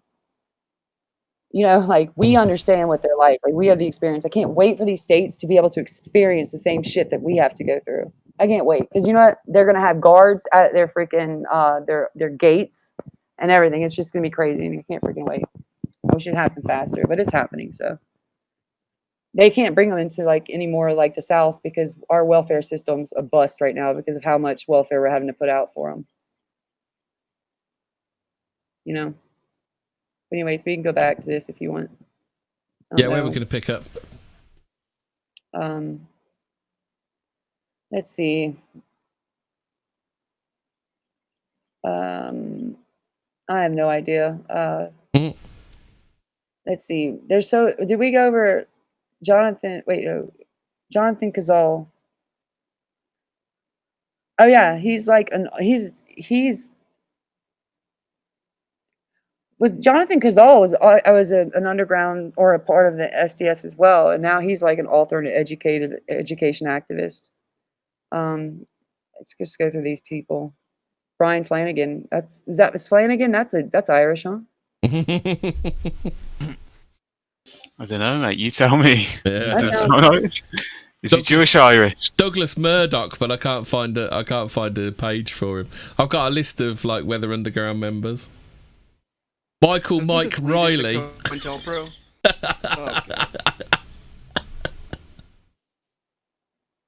I watched a documentary of Flanagan last night. He's a half Irish, half Jew, huh? It just says he's Irish American. Just says so he's full Irish. Both his parents are Irish. Apparently, his father was an advertising executive, and his mother a teacher, stockbroker, and antique dealer. It says since the age of 11 or 12, he came to admire Fidel Castro. So this is early. This shit was happening early for him. Yeah, Flanagan was actually... Days of Rage. I've seen Days of Rage a lot. Do we know? Yeah, Days of Rage was after Fred Hampton's murder. They started trying to organize this like huge meet with all the like all these black leaders and these communists and stuff like that. They predicted that there'd be like over 100,000 people, but it was only 150 people that showed up, and they went fucking ham on the police. It was the whole the whole thing was to attack the police, right? Like that's all it was, and people ended up dying, and it was just it's just it's identical to what's happened in Minneapolis. Like I'm telling you, it's like identical. Like Days of Rage is happening like right now in like these areas where they're just attacking police for the fuck of it. I mean, that's what it was about. Days of Rage ended up killing a few officers, ended up getting beaten and injured, and I don't remember how many got killed. This is 28 policemen injured. 6 It's weathermen cool. were shot by the police, and 68 rioters were arrested. So it's over 4 days. It occurred over 4 days as well. Yeah. And there's only October the 150 of 8th them. to the 11th of what year is that? 69. 69. Yeah. And it wasn't as big as what they had hoped, and so it was just like 150 of them. Fucking hell. You seen this one? On October the 6th, 1969, the statue commemorating the policeman killed in the 1886 Haymarket affair in Chicago was blown up. The blast broke nearly 100 windows and scattered pieces of the statue onto the Kennedy Expressway below. No one was ever arrested for the bombing. The Weatherman found itself isolated from the STS, but maintains hopes thousands would attend the mass demonstration in Chicago. Yep. So like the blowing up of statues, monuments and stuff like that. Yeah, it's not new, is it? No. What's going on right now, because they're not using bombs or anything, I don't like it's like they changed their tactics in a sense, of like what will really work. Like how can we actually get reform or like the culture to change to shift. Jesus Christ, hold on a sec. It said So they're talking about finally at 10:25, the police counter-attacked. So more than 1,000 police counter-attacked. The Washington D.C. contingent successfully reached the hotel's front drive, but before any attempt to gain entrance to the hotel could be made, an unmarked car pulled up to the curb and began firing revolvers into the group of about 15 unarmed rioters. Although many rioters had motorcycle or football helmets on, the police were better trained and armed. The nightsticks were aimed at necks, legs, groin shots, ripped flesh. Large amounts of tear gas were used, and at least twice police ran squad cars full speed into the crowds. After only half an hour or so, the riot was over. 28 policemen were injured, none seriously. 6 weathermen were shot, none fatally, and an unknown number of injured in other ways, and 68 rioters were arrested. Jacobs was arrested also immediately. That was the first day of it. Yeah. John Jacobs was like the one that wrote "You Don't Need a Weatherman to Tell You Which Way the Wind Blows." He was like the sexual issue, the brave one. Him and Mark Rudd were the ones that wanted to kill off all the whites as well. Yeah, bring down honky America, as he said. Yeah, Mark Rudd was like influenced by Marx and Freud. So the next day on the 9th, they sent a women's militia of around 70 women in there. Nothing. I don't think anything really. That night, so at the end of end of October the 9th, that night the weatherman uncovered a police informant. It was then severely beaten by one member of the group. The assailant, who immediately appeared on wanted posters, became the first member of the weathermen to go underground. So on the 10th, they did an interracial march through a Spanish-speaking part of Chicago. So on the 11th, which was the last day, the weathermen attempted to regroup and reignite the direct action. About 300 protesters marched swiftly through the Loop, Chicago's main business district, watched over by a double line of heavily armed police, led by Jacobs and the other weatherman members. The protesters suddenly broke through the police line and rampaged through the Loop, smashing windows of cars and stores. However, the police were ready and quickly sealed off the rioters.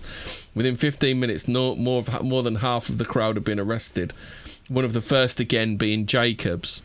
So, and then a byline on it is Richard Elrod, a city attorney, was paralysed after he attempted to tackle Weatherman member Brian Flanagan. Elrod accused Flanagan of attacking him, while Flanagan maintained that Elrod simply hit a concrete wall. Yeah, hit a concrete wall and became paralyzed. Sorry, I missed this line out. Flanagan was charged with attempted murder and other crimes, but was acquitted on all accounts. FBI. Yeah. Because the FBI ties to Watergate. Oh shit! The Weatherman later produced a song mocking Elrod, which was a parody of Bob Dylan's "Lay Lady Lay," including the lines "Lay Elrod lay in the street for a while, stay Elrod stay in your bed for a while, bastards." Yeah, they're like I think it was Jacobs that knew every single word to every single Bob Dylan song. It was literally they were like, there was a song by the Beatles, I don't know if you know it, called "Revolution." Yeah. And the Beatles, they were trying to get like these, like at that time, celebrities to fund them. And so the Beatles literally went on, like in the song talks about, we can't send you money, but we can, bring awareness if it's by voice or by, our opinion through music.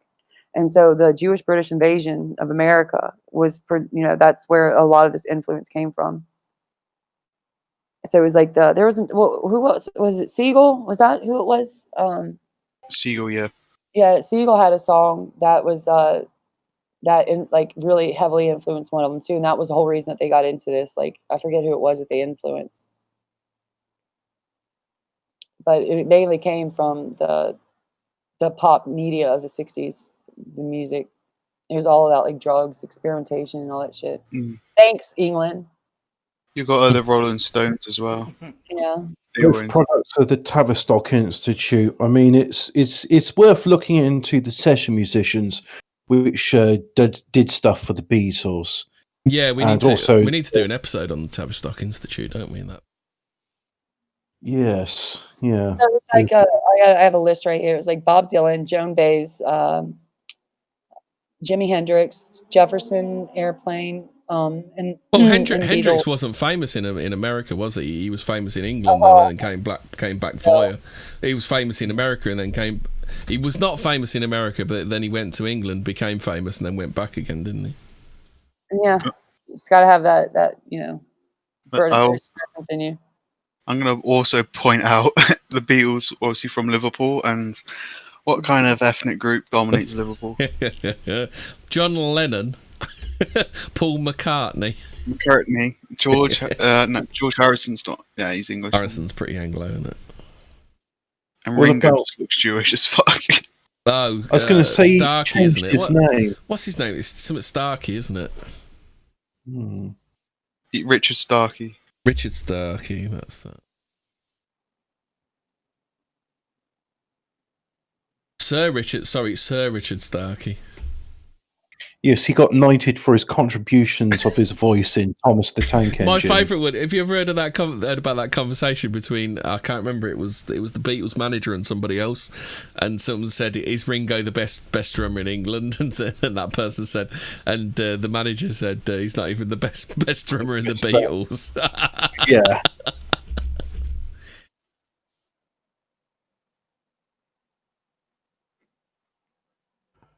Oh. There was like songs by I don't know who the Small Faces were. Yeah, that's Not heard of that. That's the group that Rod Stewart came from. Yeah, I was gonna say that's the one thing I know about the Small They Faces. sing like Ikibu or something like I forget what it's called. Ichibu or something. Ichiku Park. Yeah. No. It's Ichiku. It's Ichibu or something like that. And then they have the La La La La Lee, that song, and then they have like Tin Soldier. Lazy Sunday. Yeah, Lazy Sunday. The lead singer I think died from an overdose. Oh, I've got a fun fact about Lazy Sunday that apparently Oasis used to sing a song to Blur to the tune of Lazy Sunday. It was, wouldn't it be nice to be a fucking Cockney? Wouldn't it be nice to be in fucking Blur? Yeah, this is a sad thing. Like I love the '60s. Like I love the Yardbird, Status Quo. I like Buffalo Springfield. Like I love all of them, and they were all so like anti-establishment, communist and Marxist. And it makes me sad. But they were excellent. They were incredible musicians.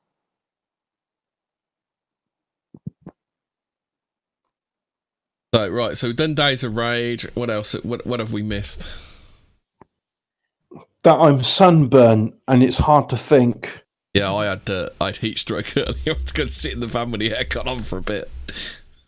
Oh, I don't blame you. I did some manual labour today, shifting heavy boxes, and yeah, that wasn't fun. I want to mention Che Guevara, who had links to Weber Underground. Obviously, they got their training from Cuba, but yeah, he's half Irish as well and Argentinian. So another British ally. Remember, boys and girls, but smash that early life. Are they Irish? I'm getting the feeling with was it Ernesto Che Guevara? He was a doctor, but he liked murdering people. I don't think he really believed in the Hippocratic Oath. No. So if what the big things on the Wikipedia page are Flint War Council. So that's meetings. Is that important? Yeah. Oh, actually, I don't know. New York City arson attacks in 1970. That was when they bombed the Justice that we mentioned earlier, John M. Murtaugh.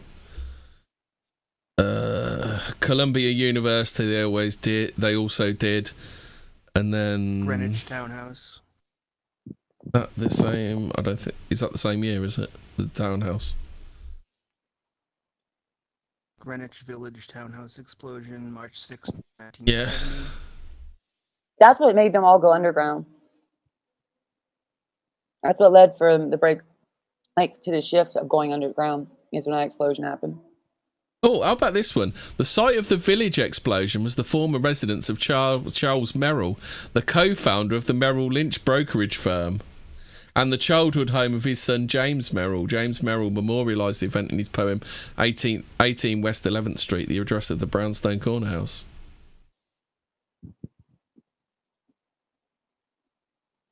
I gotta Google something real quick. Basically the Dan- same as just Antifa, you in know? Google. Only a fuck ton more organised, aren't they? Yeah. Unless the reason for like being less organised is that so that it appears less organised.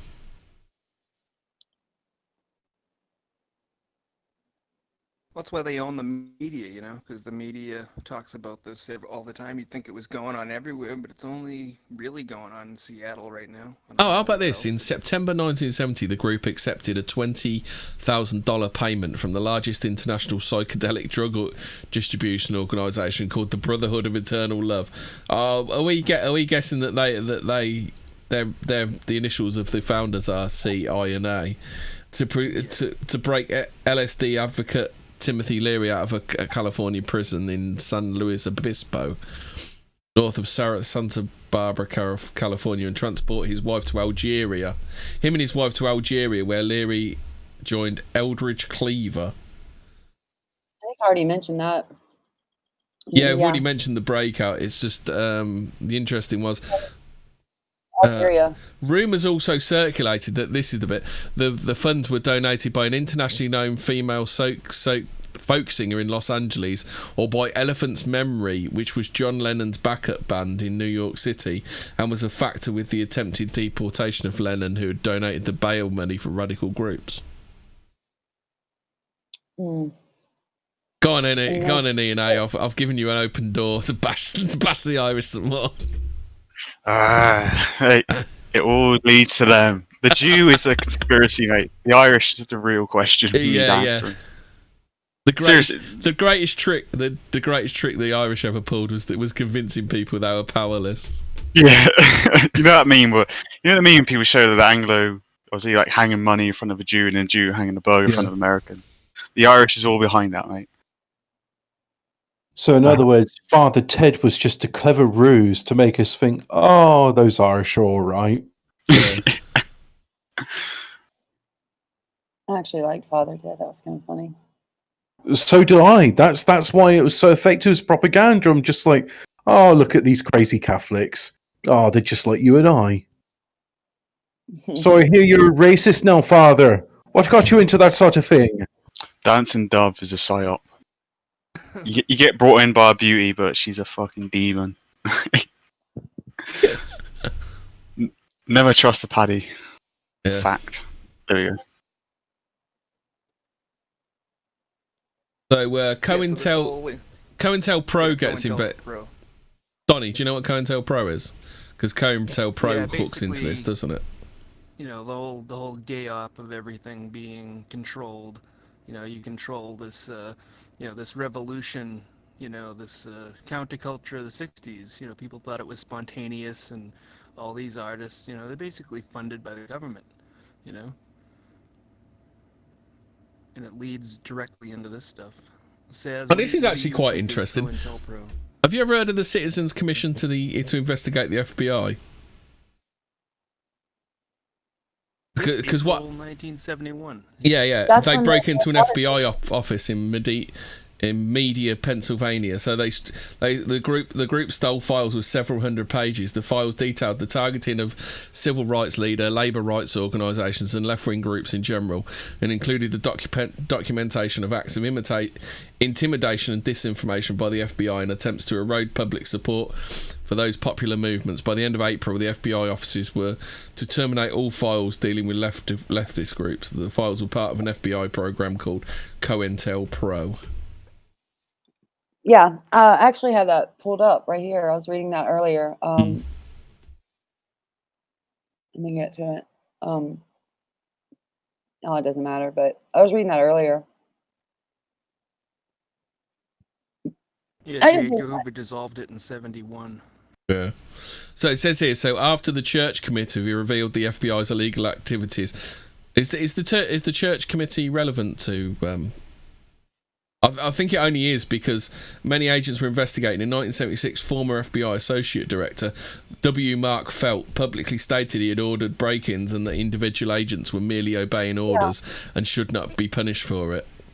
That's whenever he went on trial in front of the grand jury and stuff, that is whenever he announced that he was deep throat, because that's what they called him during the Nixon investigation, and that's when it came out that it was him. And then his wife ended up committing suicide, and I think his daughter was like left their house like when she was like 18, and she like was a hippie and stuff. And then so like once his wife killed herself, he went on to live with his daughter and like raise her child and stuff like that. It's really sad, to be honest. Like he had given everything to the FBI.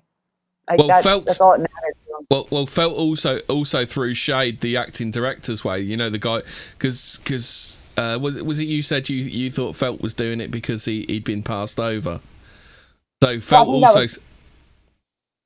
also stated that acting director L. Patrick Gray had also authorised the break-ins, but Gray denied this. Felt said on CBS television program Face the Nation, he said that he would probably be a scapegoat for the Bureau's work. Yeah. See, that's why it's such a coincidence. I think these people get off like, and now like they are the ones that are funding like all these radical leftists that are getting into our political movements. Like the foundations that they're in charge of and everything, it donates to their programs and stuff that get them elected. Everybody thinks it's just the lobbyists and just the Jews that are like these people in place. It's not. Speaking of not facing charges, so the Attorney General in the new Carter administration, Griffin B. Bell, investigated on April 10th, 1978, a federal grand jury charged Felt, Edward S. Miller and Gray with conspiracy to violate the constitutional rights of American citizens by searching their homes without warrants. The case did not go to trial and was dropped by the government for lack of evidence on December 11th, 19... Have you ever seen so many dropped charges as surround this lot? Thing, like Mark Felt should have had his cases dropped. Like these people, like the FBI didn't have any way of catching these people. Like they have set off so many bombs. You've repeated multiple bombs that they did earlier on the street, and they had no idea who these people were or anything. So Mark Felt was just like, okay, we can't get any evidence on who these people are, so fuck the Constitution. And I would have said the same thing, like 100%. So I'm glad that Mark Felt didn't get, heavily charged. I think he did get in charge for something else. But like for this specific thing, I think he should have done that. He's freaking communist. Like I 100% am fine with that. He brought down the Nixon, party, which was corrupt as fuck. And like, we want to look at like history repeating itself, like what happened with the Nixon investigate, like with Watergate. Wasn't it? The question you have to ask. The question you have to ask is, why did they get rid of Nixon? Because plenty of other presidents get away with this kind of bullshit and more. Well, Nixon was going to keep the war going because of our military-industrial complex and the money made off of war, which it doesn't really go, to middle class or anything like that. Because there was a huge unemployment number in the United States at this time. But Nixon won by like the skin of his teeth, I think, to Humphreys. And so he was escalating the war and stuff, so of course they wanted him. And then you have like John F. K's assassination and stuff, Martin Luther King and all this other, which is all planned by the FBI. Like they wanted Nixon in, and they wanted to cover their tracks for spying on the Democratic nominee. And the only reason they were caught is because they did some serious cover up. Even the CIA was involved. I think the CIA was the guy that was. So that trial rumbled on for quite a while. I don't know whether you know, it was Nixon's first courtroom appearance since his resignation in '74. Nixon also contributed money to Felt's legal defense fund, with Felt's legal expenses running over $600,000. Also testifying were some other former attorneys general. So the jury returned guilty verdicts on November the 6th, 1980. Although the charge carried a maximum sentence of 10 years in prison, Felt was fined $5,000. It's just unbelievable, isn't it? I'm kind of glad he got off though. To be honest. Felt. I thought you said he was. he deliberately queered the pitch to let the Weather Underground off. Well, no, he's the one that ordered the. Well, yeah, but like that's the thing. Like, I honestly, from reading about, I read a lot about Mark Felt and like his life growing up, like his dedication to the FBI. I don't think he did this like in a, you know. Part of me thinks he didn't do this. Like this was just him being like, we got to get these fuckers because like they bombed the Pentagon and that was like the last straw. And then part of me thinks that if Watergate didn't come out and like all these wiretap things didn't come out, like it would never have been obvious. So I don't know what to think, Kimmy. That's why I'm saying it's like a conspiracy. Because because surely the better way to go would have been letting the military handle it because he attacked a military. I'm sure there were probably, because they attacked a military installation. I'm sure there's like different stuff.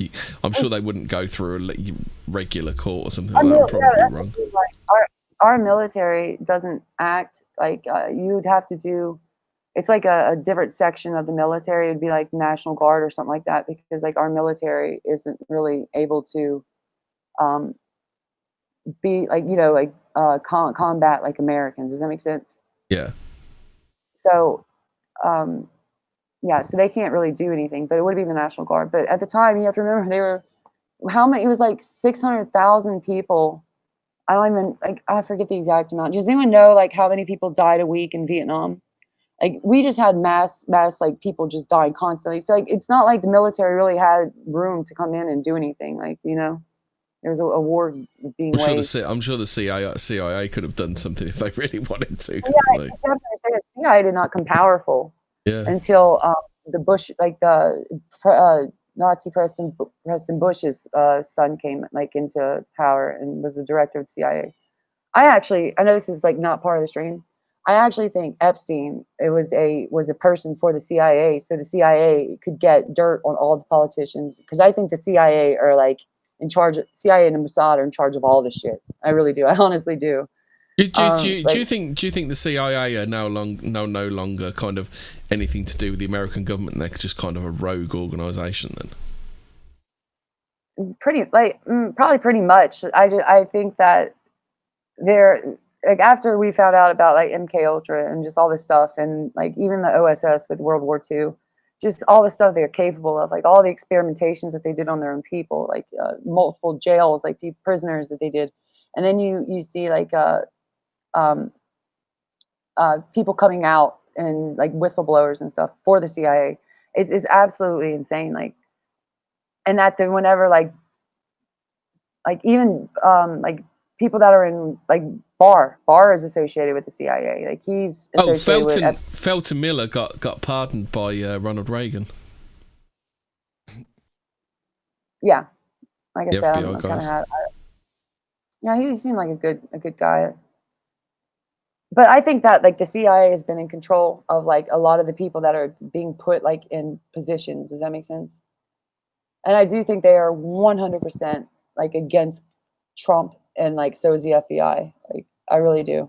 Blimey, what do you think to this then? Federal government estimated only 38 weathermen had gone underground in 1970, though estimates varied widely according to a variety of official and unofficial sources as between 50 and 600 members. Most modern sources lean towards a much larger number than the FBI reference. An FBI estimate in 1976 or slightly later of then current membership was down to 30 or fewer. Yeah, I watched an interview where it's called Underground, where it's actually 5 of the members, and they asked them, they're like, you know, do y'all have around 15 members or so? And they're like, we're very, very small, and they wouldn't give an exact number, but it was probably around like the estimate of 15 to 20. And that was like 5 years after they went underground. Right, we've done 2 hours. Saz, do you want to sum up? Have you got anything you worry? Did somebody? I don't have any questions. I don't have anything to talk about. I think I went over everything. It's just so much, man. So we've done 2 hours and we're out of here. Night all.